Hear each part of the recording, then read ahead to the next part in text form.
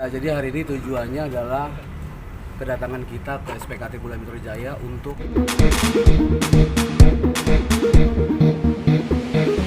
melaporkan secara resmi terkait unggahan konten channel YouTube milik Anji.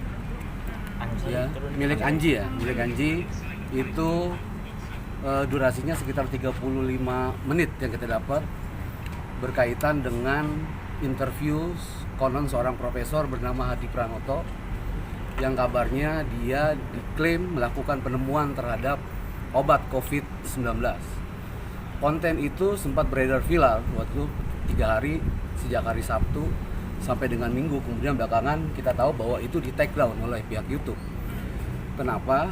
Karena bisa jadi memang konten yang ada dibuat di situ kontroversial.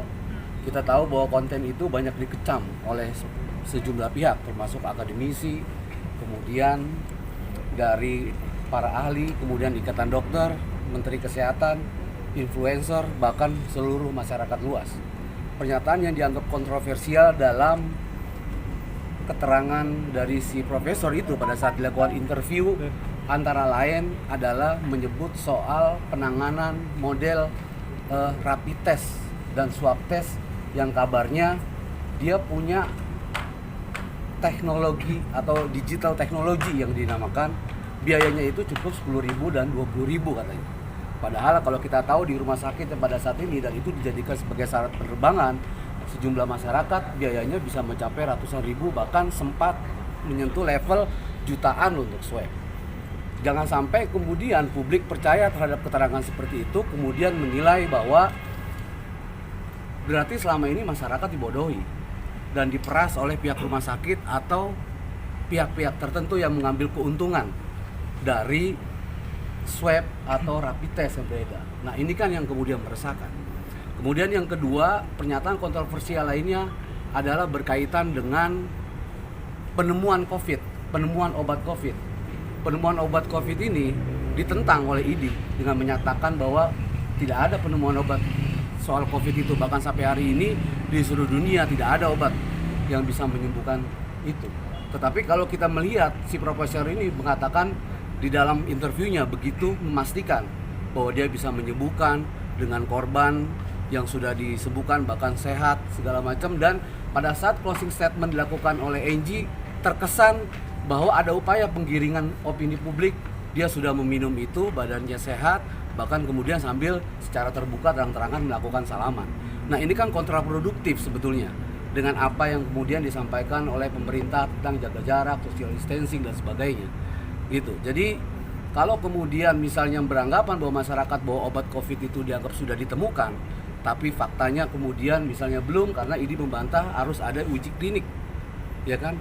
Jadi si profesor ini harus dicari, harus berikan keterangan. Kalau kemudian ternyata benar ini adalah sebuah penemuan, itu harus diapresiasi.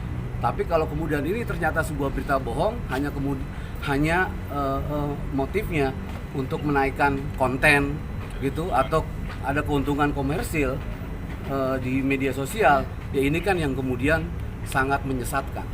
Nah, ini yang saya kira perlu untuk dilaporkan. Kemudian pertanyaannya adalah kenapa kita yang melaporkan? Pertama, harus dilihat bahwa yang dilaporkan ini adalah bukan delik aduan.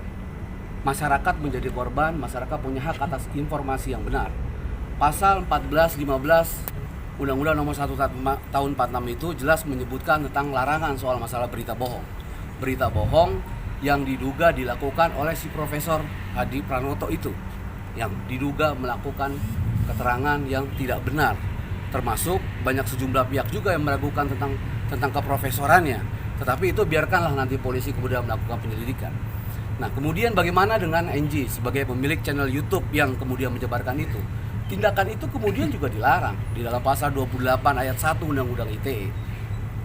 Nah, dalam pasal 28 ayat 1 Undang-Undang ITE itu dikatakan bahwa barang siapa dengan sengaja menyebarkan berita bohong yang dapat menimbulkan kerugian konsumen. Ada dugaan ketika itu disampaikan seperti ada penjualan sebuah produk barang dagangan herbal. Nah, tapi kan nanti polisi akan melakukan penelusuran itu. Tetapi Anji bisa diminta pertanggungjawaban itu melanggar ketentuan pasal 28 ayat 1 Undang-Undang ITE. Dan kemudian kita juga akan mencoba mendalami tentang kemungkinan dari pasal 219 berdasarkan Undang-Undang Kesehatan. Nanti kita akan koordinasi untuk membuat laporan ke pihak kepolisian.